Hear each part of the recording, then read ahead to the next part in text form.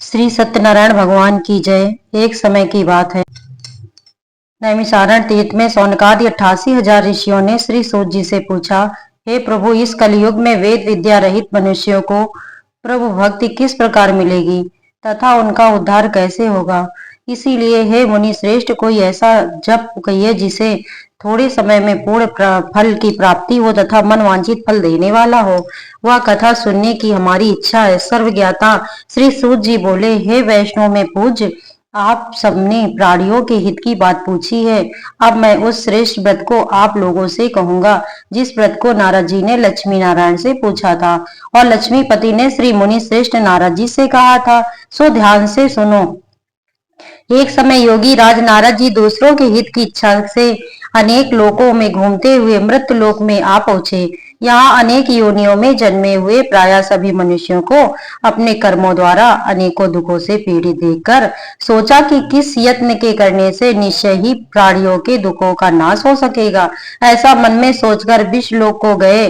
वहां श्वेत वर्ण और 4 भुजाओं वाले देवताओं के इस नारायण को देखा, जिनके हाथों में शंख चक्र गदा और पद्म थे तथा वरमाला पहने हुए थे। स्तुति करने लगे, हे भगवान, आप अत्यंत शक्ति से संपन्न हैं। मन तथा वाणी से भी आपको नहीं पा सकती। आपका आदि मध्य अंत नहीं है। निर्गुण स्वरूप सृष्टि के आदि भूति व भक्तों के दुखों को नष्ट करने वाले हो। आपको मेरा नमस्कार है। नारद जी ने इस प्रकार की स्तुति सुनकर विष्णु भगवान से बोले, हे मुनि श्रेष्ठ, आपके मन में क्या है? आपका किस काम के लिए आगमन हुआ है? निसंकोच कहिए। तब नारद जी बोले, मृत्यु लोक में सब मनुष्य जो अनेक योनियों में पैदा हुए हैं, अपने अपने कर्मों के द्वारा अनेक प्रकार के दुखों से दुखी हो रहे हैं। हे नाथ, मुझ पर दया कर रखते हो तो बताइए कि उन मनुष्यों के सब दुख थोड़े ही प्रयत्न से कैसे दूर हो सकते हैं। श्री भगवान जी बोले, हे नारद, मनुष्यों की भलाई के लिए तुमने बहुत अच्छी बात पूछी है।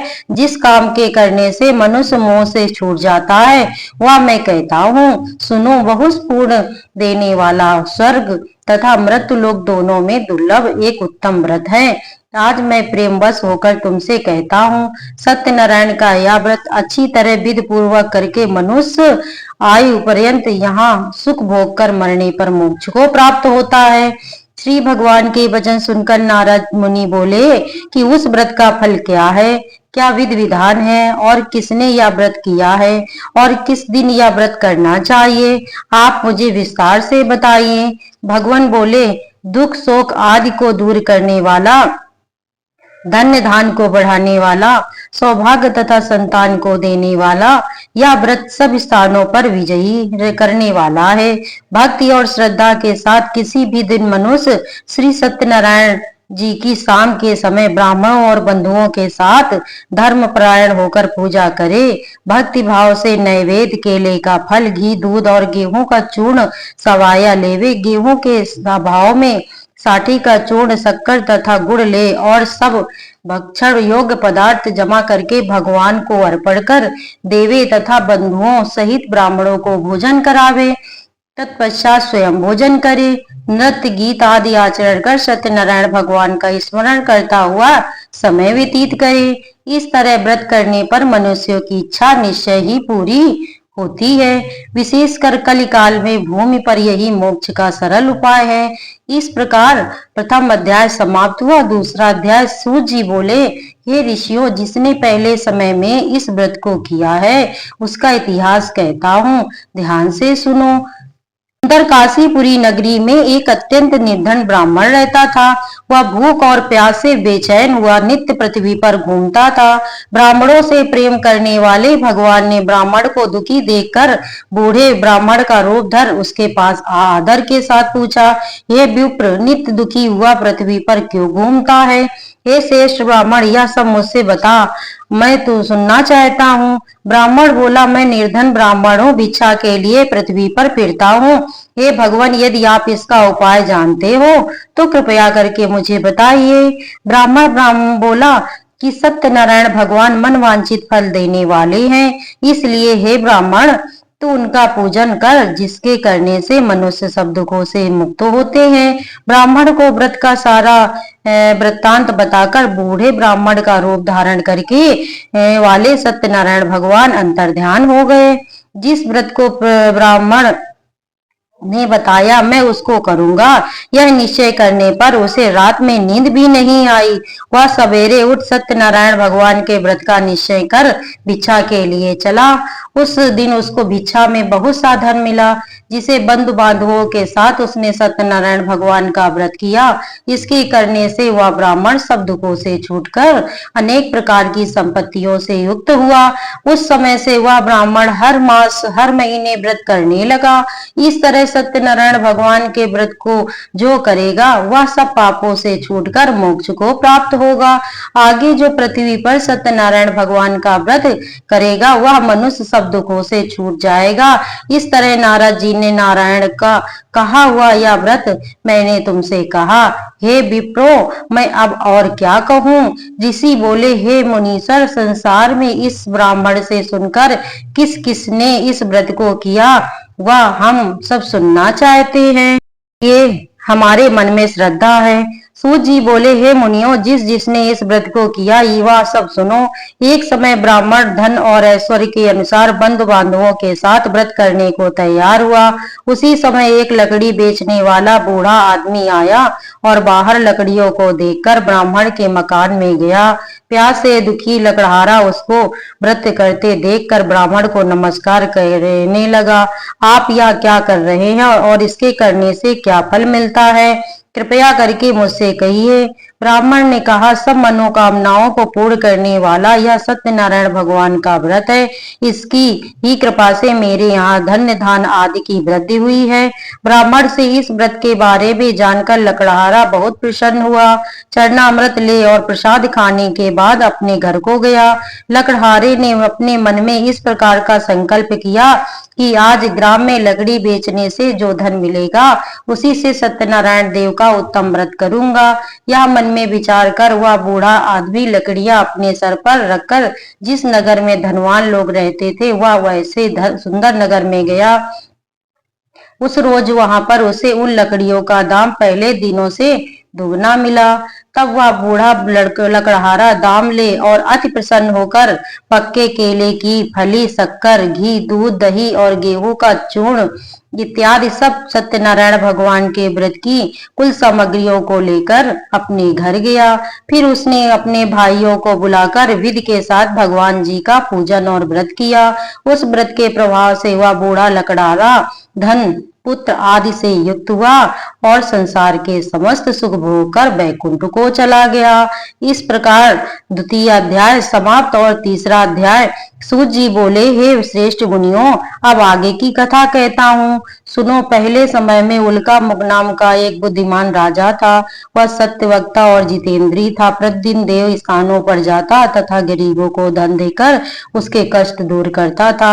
उसकी पत्नी कमल के समान मुख वाली और सती साध्वी थी। भद्रशिला नदी के तट पर उन दोनों ने श्री सत्यनारायण भगवान का व्रत किया। उस समय वहां एक साधु वैश्य आया और उसके पास व्यापार के लिए बहुत सा धन था। वह नाव को किनारे पर ठहरा कर राजा के पास आ गया और राजा को व्रत करते हुए देखकर विनय के साथ पूछने लगा, हे भगवान, भक्ति युक्त चित्त से यह आप क्या कर रहे हैं? मेरी सुनने की इच्छा है, सो आप यह मुझे बताइए। राजा बोले, हे साधु, अपने बंधुओं के साथ पुत्रादि की प्राप्ति के लिए महाशक्तिवान सत्यनारायण भगवान का व्रत व पूजन किया जा रहा है। राजा के वचन सुनकर साधु आदर से बोला, हे राजन, मुझसे इसका सब विधान कहिए। मैं आपके कथनानुसार इस व्रत को करूंगा। मेरे भी कोई संतान नहीं है और इससे निश्चय ही होगी। राजा ने सब विधि विधान से सुनाया। व्यापार से निवृत्त हुआ, आनंद के साथ घर गया। साधु ने अपनी स्त्री से संतान देने वाले इस व्रत का समाचार सुनाया और कहा कि जब मेरे संतान होगी तब मैं इस व्रत को करूंगा। साधु ने ऐसे वचन अपनी स्त्री लीलावती से कहे। एक दिन उसकी स्त्री लीलावती पति के साथ आनंदित तो संसारिक धर्म में प्रवृत्त होकर सत्यनारायण भगवान की कृपा से गर्भवती हो गई तथा 10वें महीने में उसकी एक सुंदर कन्या का जन्म हुआ। दिनों दिन वह इस तरह बढ़ने लगी जैसे शुक्ल पक्ष का चंद्रमा बढ़ता है। कन्या का नाम कलावती रखा गया। तब कलावती ने मीठे शब्दों में अपने पति से कहा कि जो आपने संकल्प किया था भगवान का व्रत करूंगा, अब आप उसे करिए। साधु बोला, हे प्रिय, इसके विवाह पर करूंगा। इस प्रकार अपनी पत्नी को आश्वासन दे वह नगर को गया। कलावती पितृगृह में वृद्धि को प्राप्त हो गई। साधु ने जब नगर में सखियों के साथ अपनी पुत्री को देखा तो तुरंत दूध बुलाकर कहा कि पुत्री के वास्ते कोई सुयोग वर देखकर लाओ। साधु की आज्ञा पाकर दूध कंचन नगर पहुंचा और वहां पर बड़ी खोज और देखभाल कर लड़की के लिए सुयोग वणिक पुत्र को ले आया। उस सुयोग लड़के को देखकर साधु ने अपने बंधु बांधवों सहित प्रसन्नचित्त अपनी पुत्री का विवाह करके साथ कर दिया। किंतु दुर्भाग्य से विवाह के समय भी उस व्रत को करना भूल गया। तब श्री भगवान क्रोधित हो गए और श्राप दिया कि तुम्हें दारुण दुख प्राप्त होगा। अपने कार्य में कुशल साधु बनिया जमाता सहित समुद्र के समीप स्थित रत्नपुर नगर में गया और वहां दोनों ससुर जमाई चंद्रकेतु राजा के उस नगर में व्यापार करने लगे। एक रोज भगवान सत्यनारायण की माया से प्रेरित होकर चोर राजा का धन चुराकर भागा जा रहा था, किंतु राजा के दूतों को आता देखकर चोर घबराकर भागते हुए राजा के धन को वहीं चुपचाप रख दिया जहां जो वो ससुर जमाई ठहरे हुए थे। जब दूतों ने उस साधु वैश्य के पास राजा के धन को रखा देखा तो वे दोनों को बांध कर ले गए और प्रसन्नता से दौड़ते हुए राजा के समीप जाकर बोले, यह दोनों चोर हम पकड़ लाए हैं, राजन देखकर आज्ञा दें। तब राजा की आज्ञा से उनको कठोर कारावास में डाल दिया गया और उनका सब धन छीन लिया। सत्यनारायण भगवान के श्राप द्वारा उनकी पत्नी भी घर पर बहुत दुखी हुई और घर पर जो धन रखा था उसे चोर चुरा ले गए और भगवान के श्राप द्वारा ले गए शारीरिक व मानसिक पीड़ा तथा भूख प्यास से अति दुखित हो अन्न की चिंता में कलावती एक ब्राह्मण के घर गई। वहां उसने सत्यनारायण भगवान का व्रत होते देखा, फिर कथा सुनी तथा प्रसाद ग्रहण कर रात को घर आई। माता ने कलावती से कहा, हे पुत्री, अब तक कहाँ रही? वह तेरे मन में क्या है? कलावती बोली, हे माता, मैंने एक ब्राह्मण के घर श्री सत्यनारायण भगवान का व्रत देखा। कन्या के वचन सुनकर लीलावती भगवान के पूजन की तैयारी करने लगी। लीलावती ने परिवार और बंधुओं सहित श्री सत्यनारायण भगवान का पूजन किया और वर मांगा कि मेरे पति और दामाद शीघ्र आ जावें। साथ ही प्रार्थना किया कि हमारा अपराध क्षमा करो। सत्यनारायण भगवान इस व्रत से संतुष्ट हो गए और राजा चंद्रकेत को स्वप्न में दर्शन देकर कहा, हे राजन, दोनों वैश्यों को प्रातः ही छोड़ दो और उनका सब धन जो तुमने ग्रहण किया है दे दो, नहीं तो मैं तेरे राज्य को नष्ट कर दूंगा, धन राज पुत्र सब नष्ट कर दूंगा। राजा से ऐसे वचन कहकर भगवान अंतर ध्यान हो गए। प्रातः काल राजा चंद्रकेतु ने सभा में अपना स्वप्न सुनाया। फिर दोनों वणिक पुत्रों को कैद से मुक्त कर सभा में बुलाया। दोनों ने आते ही राजा को नमस्कार किया। राजा मीठे वचनों से बोला, हे महानुभाव, भावी बस ऐसा कठोर दुख प्राप्त हुआ है, अब तुम्हें कोई भय नहीं। ऐसा कहकर राजा ने उनको नए नए वस्त्राभूषण पहनाए तथा उनका जितना धन लिया था उससे दुगना धन देकर आदर सहित विदा किया। दोनों वैश्य अपने घर को चल दिए। इस प्रकार सत्यनारायण भगवान तीसरा अध्याय पूर्ण हुआ। चौथा अध्याय सूत जी बोले, वैश्य ने मंगलाचार करके यात्रा आरंभ की और अपने नगर को चला। उसके थोड़ी दूर निकलने पर दंडी वेशधारी सत्यनारायण जी ने उनसे पूछा, हे साधु, तेरी नाव में क्या है? अभिमानी वणिक हंसता हुआ बोला, हे दंडी, आप क्यों पूछते हो? क्या धन लेने की इच्छा है? मेरी नाव में तो बेल और पत्ते भरे हैं। वैश्य का कठोर वचन सुनकर भगवान ने कहा, तुम्हारा वचन सत्य हो। दंडी ऐसा कहकर वहां से दूर चले गए और कुछ दूर जाकर समुद्र के किनारे बैठ गए। दंडी के जाने पर वैश्य ने नित्य क्रिया करने के बाद नाव को ऊंची उठी देख अचंभा किया और नाव में बेल पत्ते आदि देखकर मूर्छित होकर जमीन पर गिर पड़ा। फिर मूर्छा खुलने पर अत्यंत शोक प्रकट करने लगा। तब उसका दामाद बोला कि आप शोक ना करें, यह दंडी का ही श्राप है, अतः उनकी शरण में चलना चाहिए, तभी हमारी मनोकामना पूर्ण होगी। दामाद के ऐसे वचन सुनकर दंडी के पास पहुंचा और अत्यंत भक्ति भाव से नमस्कार करके बोला, हे बड़ी पुत्र, मेरी आज्ञा से बार बार तुम्हें दुख प्राप्त हुआ है, तू मेरी पूजा से विमुख हुआ। साधु बोला, हे भगवान, आपकी माया से मोहित ब्राह्मण आदि भी आपके रूप को नहीं जानते, तब मैं अज्ञानी कैसे जान सकता हूँ। आप प्रसन्न होइए, मैं सामर्थ्य के अनुसार आपकी पूजा करूंगा। ऐसा रक्षा करो और मेरी पहले के समान नाव में धन भर दो। उसके भक्ति युक्त वचन सुनकर भगवान प्रसन्न हो उसकी इच्छा अनुसार वर देकर अंतर्ध्यान हो गए। तब उन्होंने नाव पर आकर देखा कि नाव धन से परिपूर्ण है। फिर वह भगवान सत्यनारायण का पूजन कर साथियों सहित अपने नगर को चला। अब अपने नगर के निकट पहुंचा, तब दूत को घर भेजा। दूत ने साधु के घर जा उसकी स्त्री को नमस्कार कर कहा कि साधु अपने दामाद सहित इस नगर के समीप आ गए हैं।